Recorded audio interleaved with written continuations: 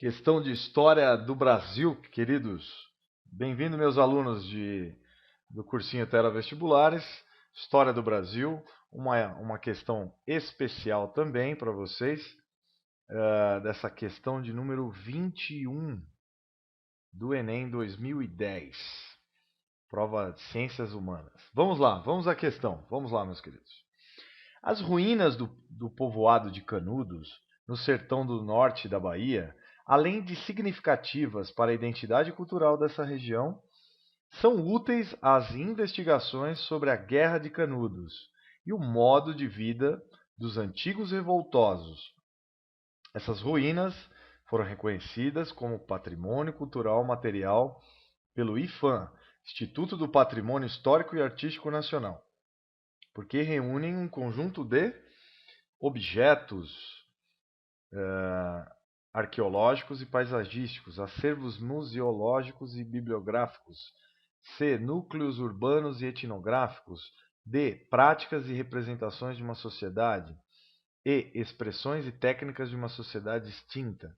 Então, objetos, tá? Arqueológicos, pratos, utensílios, etc., e paisagísticos da região, tá? E construções também, unindo-se a construções de igrejas, por exemplo, e casas da região. Bom, vamos situar vocês o que nós estamos falando nessa questão.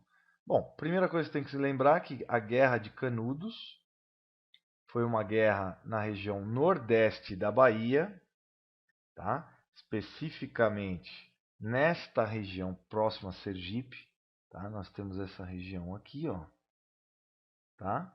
Bom, nesta região, principalmente neste vilarejo de Canudos, nós tivemos então o início dessa revolta no ano de 1896.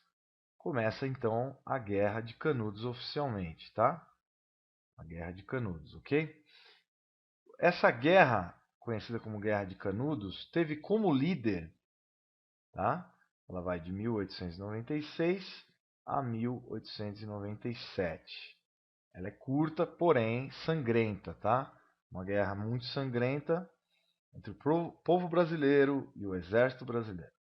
Bom, ela se inicia exatamente no dia da independência da República no Brasil, dia 7 de setembro. Então ela começa em 7 de setembro e termina pela grande mortalidade ocasionada pelo exército em 5 de outubro, tá? De 1897. Bom, então a gente vai situar o que aconteceu, quero que vocês entendam. Ela ocorreu então na Bahia, no Nordeste brasileiro, e tem como líder, olha lá, igual a outra questão passada, a gente vai falar mais dos líderes, né? Um líder messiânico que mistura um tipo de religião, tá? Um líder religioso social, tá? Religioso. Então ele tem uma liderança religiosa, tá? Em cima do povo. Então ele vai ter uma liderança religiosa. Ele quebra o pacto com a Igreja Católica, religiosa, social. Então ele é um líder religioso, social, que mistura várias coisas e também numa região com grande miséria. Ele primeiro tenta fazer uma revolta popular. E depois ele é um líder que colhe impostos de forma independente. E isso vai desagradar tanto os coronéis da região, então contra o coronelismo da região. Lembre-se que em 1897 nós estamos próximos do início da República, né? Há poucos anos da quebra da monarquia, há poucos anos queda da monarquia no Brasil, né? Então, entre outros aspectos, ele tenta a volta da monarquia, pregar então melhorias sociais. Nesse ponto interessante, né? Sociais, mas ele tem aspectos antagônicos, por exemplo. Esse Antônio Conselheiro, ele também agia com forma violenta, tá? Aqui o Antônio Conselheiro morto já, né? Então, Antônio Conselheiro, esse líder messiânico, juntamente com vários outros líderes militares, ele vai peitar o exército. Então vai ser a população, os habitantes de Canudos, que na época perfaziam 25 mil, vezes o exército brasileiro, que vai ser acionado porque o Estado da Bahia, a igreja, os coronéis da região estão desagradados, tá? Os coronéis, o Estado, enfim, da Bahia está incomodado e manda enviar o exército do Brasil para essa região. Ok, queridos? Bom, são feitas, tá, 4 expedições do exército. Então vou mostrar aqui algumas tropas do exército para vocês entenderem que houve uma sangrenta batalha, tá? Uma batalha sangrenta. Aqui as tropas. E foram enviados então 3 expedições e fracassadas essas 3 expedições. De 1896 a 1897 são feitas inicialmente 3 expedições fracassadas, que tiveram baixas do exército. Então as tropas do conselheiro, a guerrilha do conselheiro e da população, leva à perda do exército brasileiro. Então o exército brasileiro tem uma perda 3 vezes. Perdeu então 3 expedições. Na 4ª expedição, queridos, houve êxito. Ou seja, na 4ª expedição, o exército do Brasil vence a batalha com os conselheiristas, em que morrem 20 mil pessoas só do lado conselheirista e 5 mil baixas, mortes, do lado do exército. Só para vocês terem uma ideia, nos primeiros fracassos da ida do exército lá, houve então uma maciça campanha, principalmente no Rio de Janeiro, que era a capital. No Rio de Janeiro, houve um furor por causa das baixas do exército. Tá? O exército inicialmente passou vergonha, pessoal. A verdade é essa. Eu posso falar que sou eu peguei exército, fui para a guarda presidencial, tenho orgulho das Forças Armadas Brasileiras. A história do exército, ela muitas vezes é dicotômica, ou seja, na ditadura foi muito sangrenta também, matou muita gente e tal, mas isso é passado.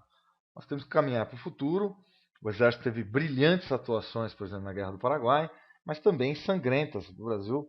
O exército, nessa guerra civil, que a gente pode dizer assim, uma revolta popular, o exército inicialmente tomou um revés muito grande e depois se recuperou, matando também o conselheiro.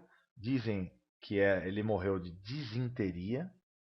A morte dele não foi por tiro ou algo assim. Isso é o que é comentado. Depois ele foi foi enterrado e depois foi exumado e as cabeças foram todas cortadas, tá? O coronel do Exército Brasileiro mandou dar um exemplo, cortou a cabeça, então é meio sangrento mesmo essa guerra, tá? Para demonstrar para a população para não fazer de novo, vamos dizer assim, né? Então aqui, cabeças decapitadas. Desculpe mostrar isso para vocês, mas isso é a realidade, tá? Mostrando os líderes aqui, ó, revoltosos, todos decapitados, tá? Entre eles Antônio Conselheiro. Aqui algumas tropas do Rio Grande do Sul que foram para lá, alguns gaúchos, tá? Aqui o filme de Canudos mostrando a batalha. A gente mostra aí Cláudia Abreu, né, a grande atriz brasileira, sendo aí uma das revoltosas também. Bom, aqui uma foto de Amanda Queiroz, tá? Fazenda Velha com algumas ruínas daquela época, que já beiram já quase 115 anos da guerra, 120 anos quase. Aqui algumas ruínas da igreja e aqui o nosso grande jornalista e escritor Euclides da Cunha, tá? O Euclides da Cunha escreveu um livro pouco depois chamado Os Sertões, que eu recomendo que todos leiam, falando das mazelas, da intransigência do exército. E curiosamente depois ele é assassinado por um sargento do exército que era amante de sua mulher. Bom, a história tem algumas coisas, vamos dizer, algumas conspirações também, a gente pode pensar assim. Aqui algumas ruínas da Fazenda Velha, do Arraial, né, de Canudos, tá? Bom, o exército ele pôs fogo em todas as construções, 5.000 casas da época. Aqui as tropas, soldados que vieram do Rio Grande do Sul, a maioria padeceram, ok? Muitos morreram. Tiveram muitas baixas o exército brasileiro, tá? O exército brasileiro na época muito mal preparado até para atacar um próprio país, tá? Então aqui eu vou mostrar uma visão geral de todas as fotos. Aqui ruínas dos arcos lá, bonito. Hoje existe um parque histórico de Canudos, tá? Hoje então um parque histórico de Canudos, tá? Tombado então pelo patrimônio histórico brasileiro, tá? Essa igreja aqui todinha queimada. Então, acredito que vocês tenham gostado. A história do Brasil não é tão pacífica como a gente acha, tá? Esse seria uma cidade autônoma, uma rede de cidades autônomas que desagradou muita gente, inclusive o presidente da época, que era o presidente Prudente de Moraes. Isso é importante que você saiba. Prudente de Moraes, tá? Primeiro presidente civil do Brasil, tá bom? Grande abraço para vocês, estudem tudo sobre a Guerra de Canudos e eu mostrei um pouco dessa história sangrenta e um pouco triste, bastante triste, né? De brasileiros combatendo brasileiros, tá bom? Então, um grande abraço a todos e lembre-se que sempre a história do Brasil não foi tão pacífica como parece. Grande abraço.